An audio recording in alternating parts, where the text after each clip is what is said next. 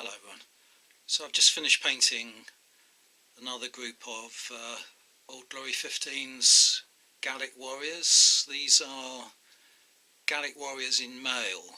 So I've based them up as heavy infantry, 4 to a base, 40mm wide by 15mm deep. And not overly impressed, as I said before, with Old Glory 15s.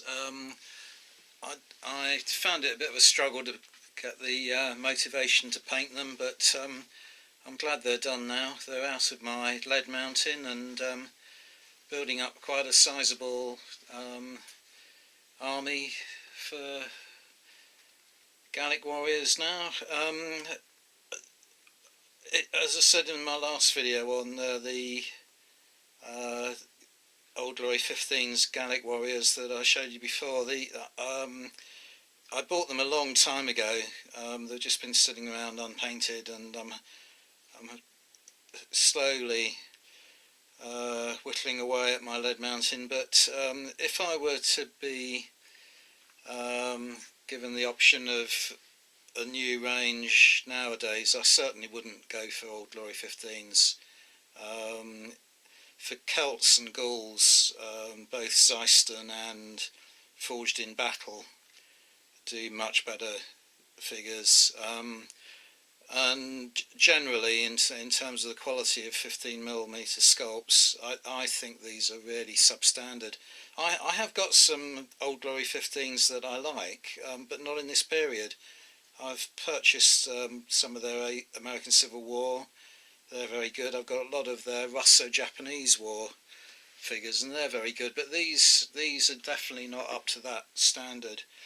Their philosophy seems to be kind of stack 'em high and sell 'em cheap sort of philosophy. There are only 11 bases here, so there's only 44 figures, and that's because I just discarded 4 of the figures from the start, because they had, there's some of them here, they had broken shields, not shields, broken spears, broken swords, as you can see, and it would have been a bit of an effort to drill out the hands and find some kind of replacement wire or something, and it just, frankly, I just didn't think it was worth the effort, so I put those to one side to begin with.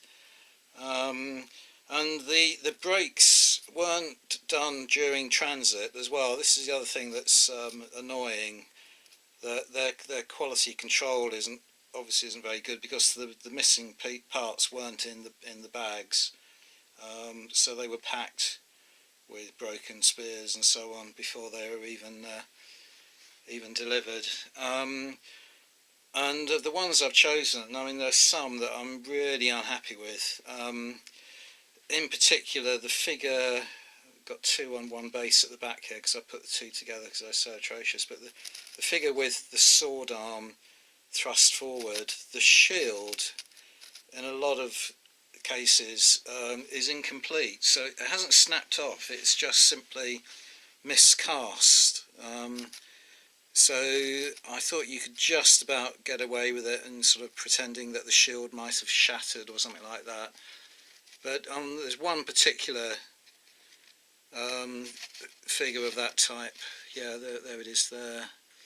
The one on the left there, and you can see there's a great blob of metal. Impossible to get that off because it's such a massive amount of metal. But clearly they had a problem with that part of the mould, and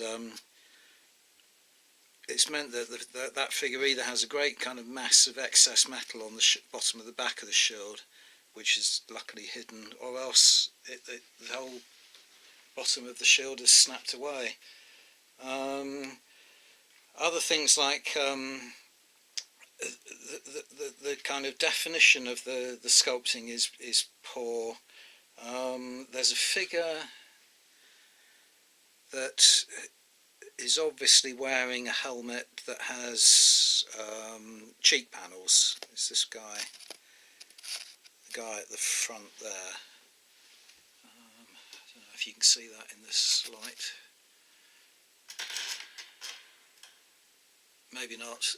But there are a lot of other figures where you just look at them and you think, are they cheek panels on the helmet, or is that something else?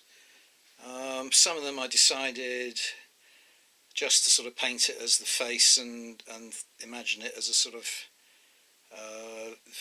very kind of deeply carved cheekbone, as it were.